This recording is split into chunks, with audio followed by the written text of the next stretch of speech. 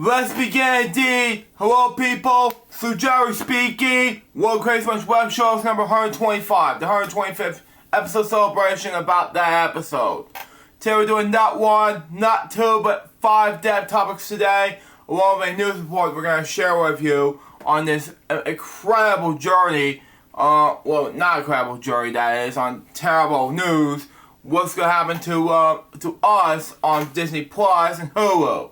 So let's talk about right now, shall we? This is what we got for us. Let's talk about Bella Davis. Born in Belgian Mountains with that. She was an American television radio journalist. She was the first African-American woman who had become a television reporter on the U.S. West Coast. She won 8 Emmy Awards and was recognized by American Woman in Radio Television for that. And National Association of Black Journalists. After growing in Oakland, California, Davis began writing freelance articles for magazine in 1957. Within a few years, she began reporting on radio and television. As a reporter, she covered many important events of the day, including issues of race, gender, and politics. She began an angry woman and hosted her own talk show before retiring in 2012. She was born in Monroe, Louisiana on October 13th, 1942, to John Florence Melton. She was always had 4 children. Her mother was 14 years old at Bella's birth. Wow. Bella spent her early years living with various relatives. Wow. When she was 8 years old, Bella and her family, including aunts and cousins, moved to a 2-bedroom apartment in the West Oakland neighborhood of Oakland, California. Wow. Okay. 11 people live in the apartment. Davis let her spend her youth. I learned to survive, and as I moved to place to place, I learned to adopt. When I got older, I just figured I would become whatever it was that I needed to become. By the late 40s, her parents were able to afford a house in Berkeley, California. Davis graduated from Berkeley High School in 1951, becoming the first member of the family to graduate high school. She applied and got accepted in the San Francisco State University before attending college at all. She went to work as a typist in the Oakland Naval Supply Depot, earned $2,000 a year. Wow. Her journalism career began with this. She accepted a freelance assignment in 1957 for Jet. Wow. A magazine focused on African American issues, becoming a stringer for the publication. She received $5 per piece with no lie. Over the next few years, she began writing for the other American publications, including the Sun Report in the Bay Area Independent. Davis edited the Sun Report from 1961 to 1968. In 1961, she became an on-air interviewer for KSNN, something like that. San Francisco AM radio station for broadcasting the rhythm and blues music format, targeting black listeners in the Bay Area. She made her television debut in 1963 for KTVU, an Oakland-based television station covering the African-American beauty pageant. Wow. She worked as a disc jockey for KDIA, Soul Gospel, which I hate. I'm not a huge fan of gospel, sorry. Anyway, radio station also based in Oakland. When the 1954 Republican National Convention happened, located at Cow Palace in nearby Daly City, California, inspired her to be a reporter. According to Davis' account, when she was covering the convention with Louis Freeman, that the two were chased out of the Cow Palace by convention attendees throwing food at them and yelling racial slurs. Wow. It will not be the last time she covered racism on the job. In 1987, she covered the march during the Civil Rights Movement in Forsyth County, Georgia, my home state. Anyway, an attempt to interview a white woman who spat on her face. Wow, that's just racism right there. Sorry. Anyways, Davis worked for KNEW, an AM radio station located in Oakland, as announced in 1986. She became the first female African-American television journalist on the West Coast, which she was hired by KBIX TV. CBS affiliate based in San Francisco in 1986. She spent the next 3 decades working with KPIX, becoming an anchor woman in 1970. A few years later, moved to the local NBC affiliate KRON-TV. Stories she covered including the Berkeley riots, the freedom speech movement, the Black Panthers, the back of the suicide murder of Jonestown, and the most common milk assassinations, the AIDS and crack epidemics, and the 1998 United States embassy bombing Tanzania, something like that. Davis was highly regarded for coverage of politics and the issues of race and gender, as well as a column the mayor, Rhea Williams, a reporter for KTVU, said this: Belva would know eventually how to keep everyone in check, something like that. And man, that all three these something like that, punishment donuts, something like that. Yeah. She had so much class, so much presence, so much emotions. Bella has always been a great dame. Her biography, entitled Never in My Wildest Dreams, Black Woman's Life of Journalism, was published in 2010. And before her contributed to her 2010 biography, Bill Cosby wrote, she had a specific to a lot of African American television audience, as someone who celebrated us, who made us proud. He wrote that this. We look forward to seeing her prove the stereotypical ugliness in those days to be wrong. Davis also hosted this week in North California on PBS member station KUED, starting in the 1990s. She retired in November 2012.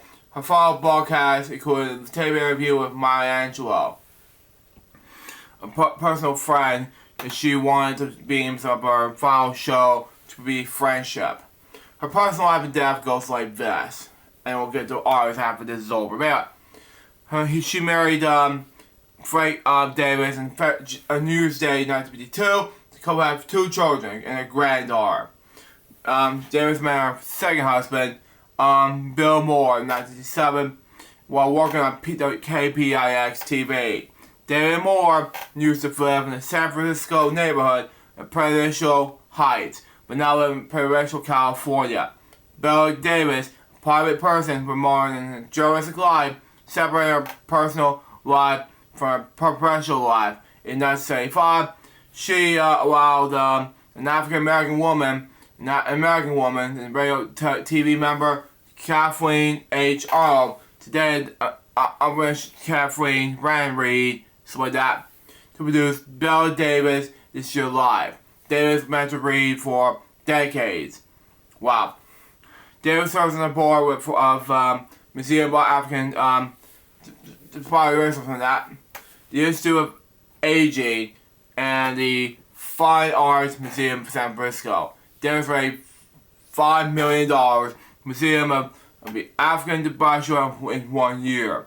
She died from a long illness on September 24th, 2025, which is last Wednesday. She was 92 years old. Her honors goes like this, okay? Davis won 8 Emmy Awards with San Francisco, North California, chapter, something like that. She was honorary member of the Alpha Kappa Alpha. She has received Lifetime Achievement Awards for the African American Woman, the Radio Television National Association of Black Journalists. My next topic has to do with, hold on a moment, okay, there we go. Andre Lanzas, born that name, he was a Dutch-American film and television actor. He was best known for playing Tony Cassidy in the American soap opera television series General Hospital in 1981. He was born in Hodge on April 7, 1944, the son of Frederica Lanzas, and at an early age, he moved to France to settle in Paris.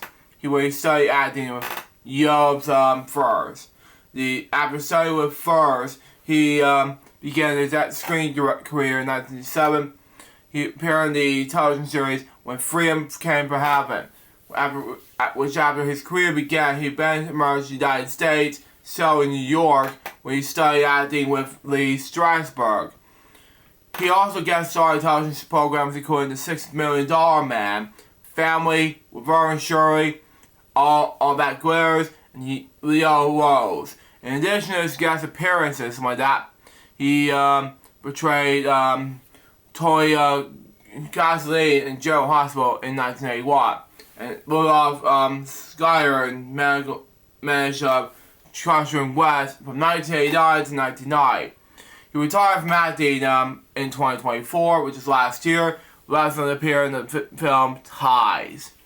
He lived in Malibu, California with his partner Ed Lesman. Okay, makes sense anyway? The relationship lasted until Lesman's death in 2025. Sadly, he died this month. He was 81 years old. My next step top has to do with Ron Carroll. Born Ronald Michael Carroll.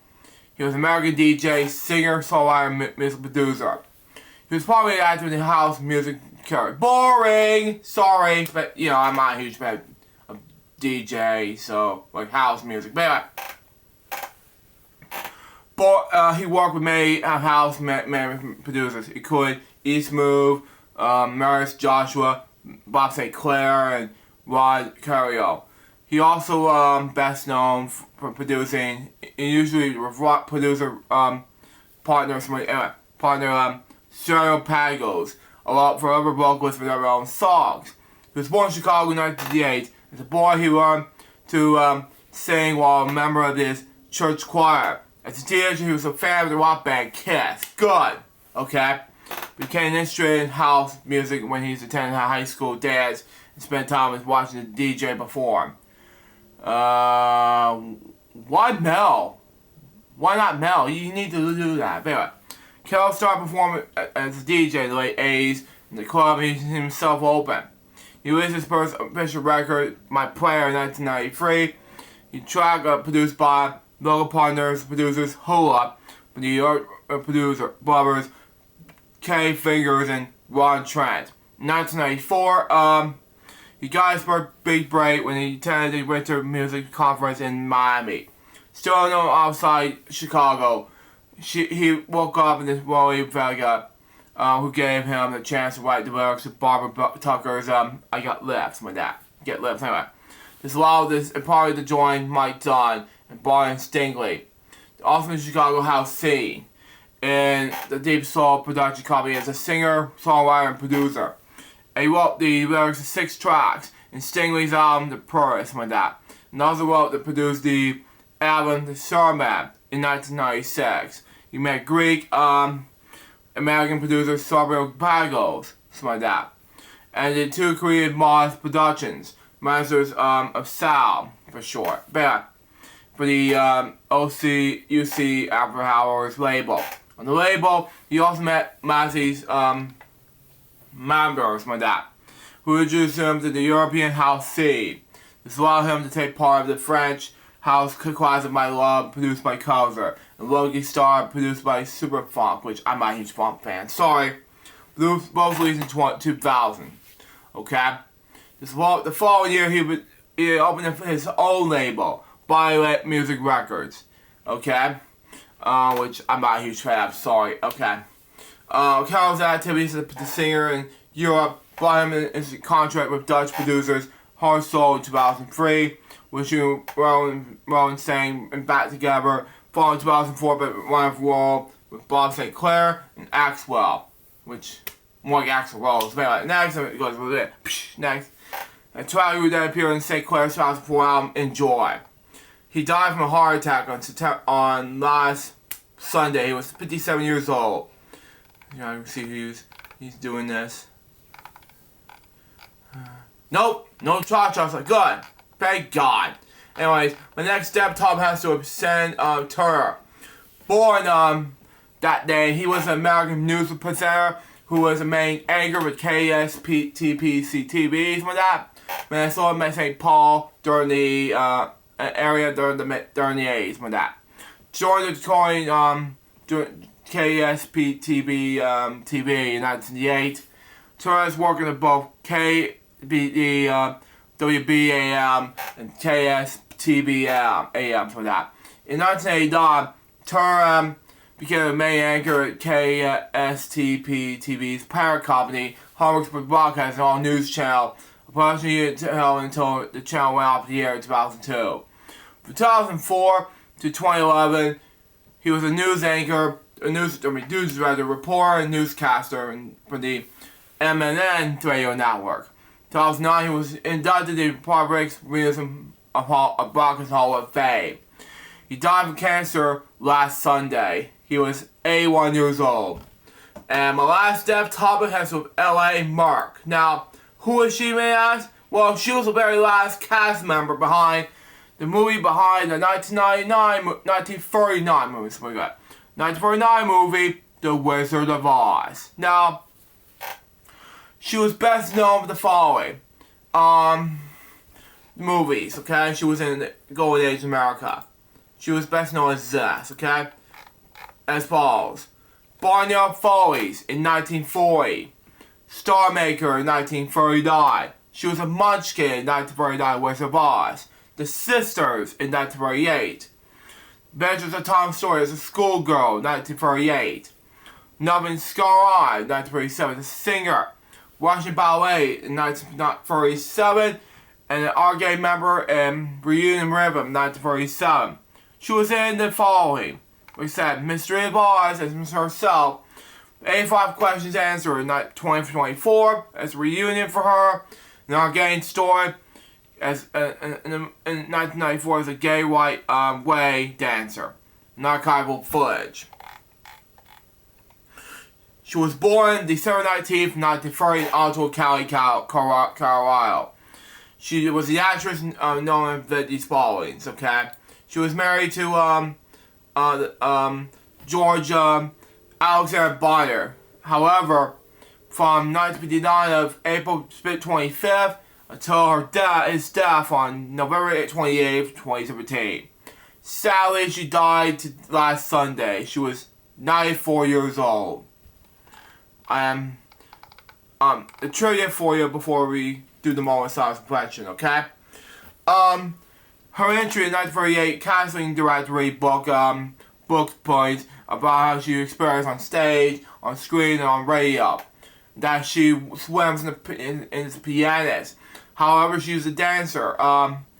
Also, that she was just dramatic and as a professional singer. She graduated in 1951 and later completed her master's in Cal Los Angeles in 1953 with degrees in music and education.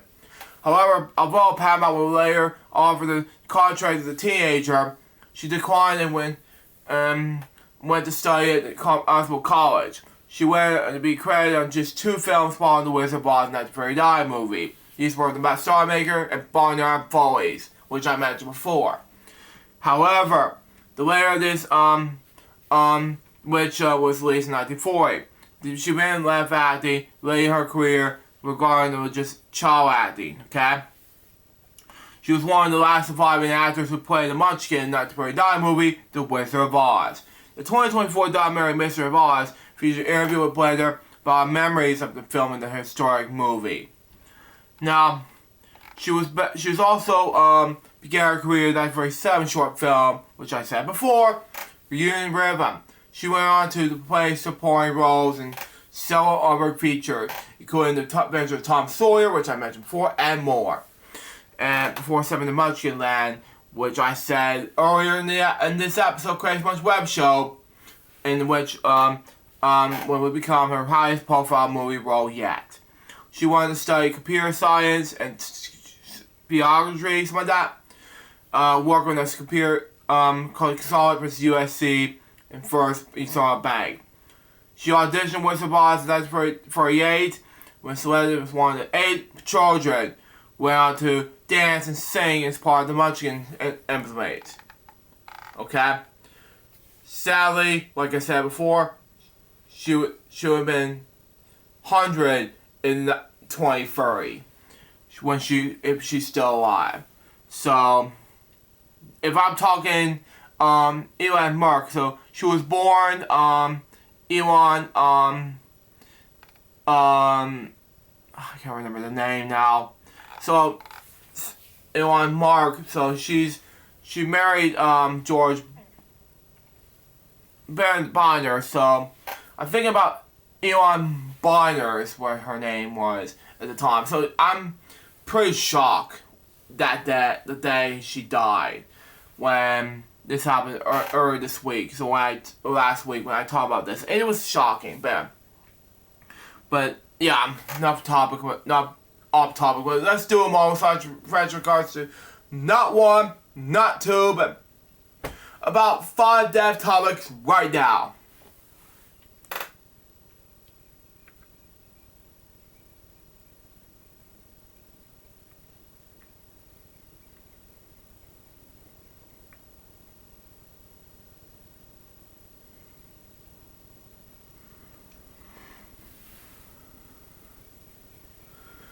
Thank you. Recipe Spy people. Now, I'm sorry this motorcycle fresh is short, so I want to get this thing out of the way, so there you go. Anyway, let's do this. Disney Plus and Hulu are hiking prices again next month. Now, what's it even mean to me, ask? Well, the time of the year again, apparently Disney is raising the price of Disney Plus and Hulu plans in the United States, including most bundles as the next month. Now, standalone Disney Plus with ads, services, is rising from $9.99 to $11.99 per month on October 21st, 2025.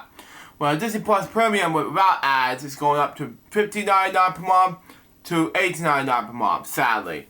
The Hulu standalone plan with ads is increasing from $9.99 per month to $11.99 per month.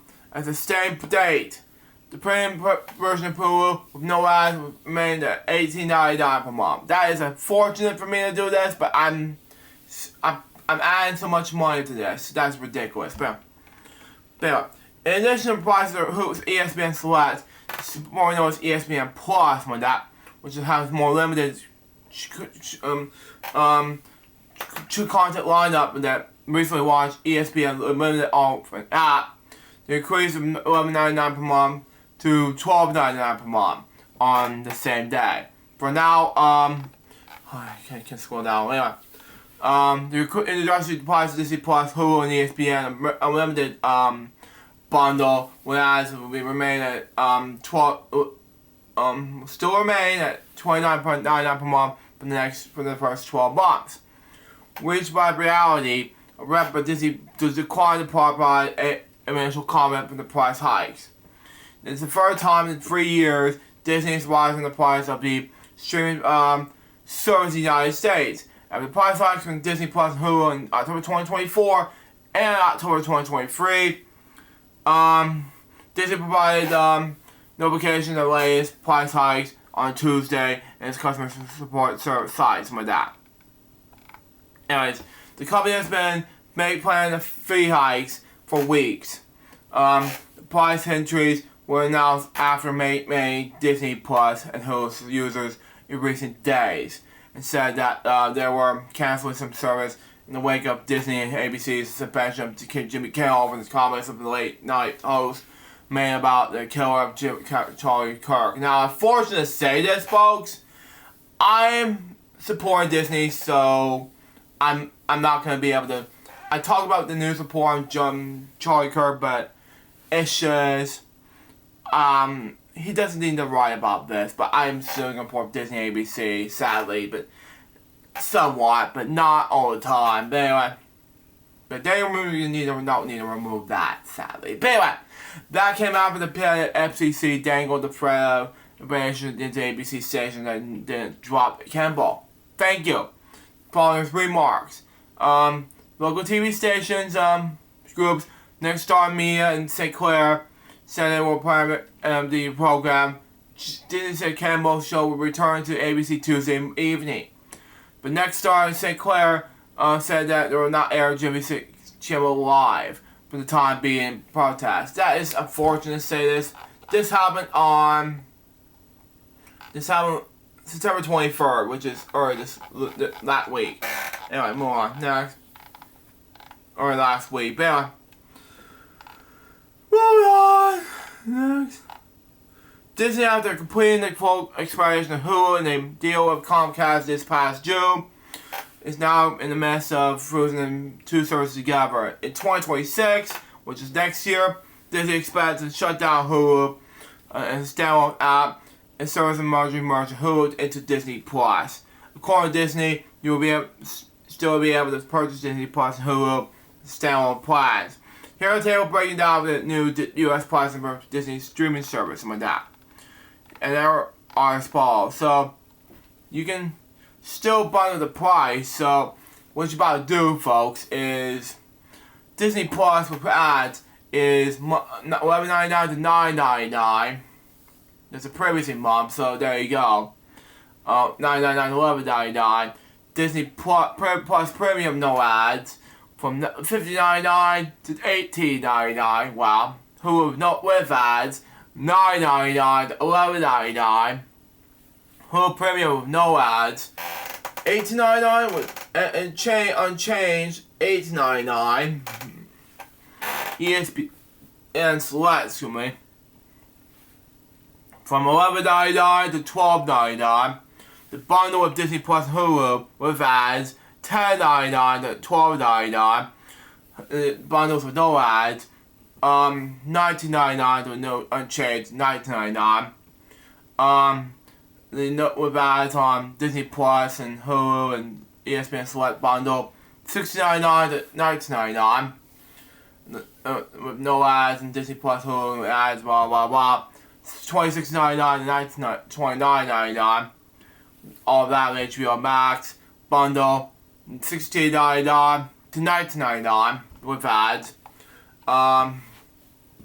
No ads on all of this. It's $29.99 to $32.99. That's why I'm like, wow. The whole Hulu plus Disney TV with SOB SB on demand, one of the ads with equals Disney Plus and Hulu ESPN Plus. That's why it's one of that. $82.99. That's why I cash here. To $89.99. And one more fit and one last pay. Hulu and live TV with USB ad, no, none of that. Equals Disney Plus Premium and ESPN Select from $95.99 to $99.99. It's $100. Wow. And that's all the news reports for today. And that was the Crazy Bunch Web Show episode number 125. Hope you enjoy it. Stay tuned, it's going to be. I'm not sure the next episode of Crazy Bunch Web Show is going to be about yet, but stay tuned. It's going to be the first one for October 2025. Till next time, so join us by baby. Good work, Crazy Bunch Web Show episodes. We're going to be soon out. See ya.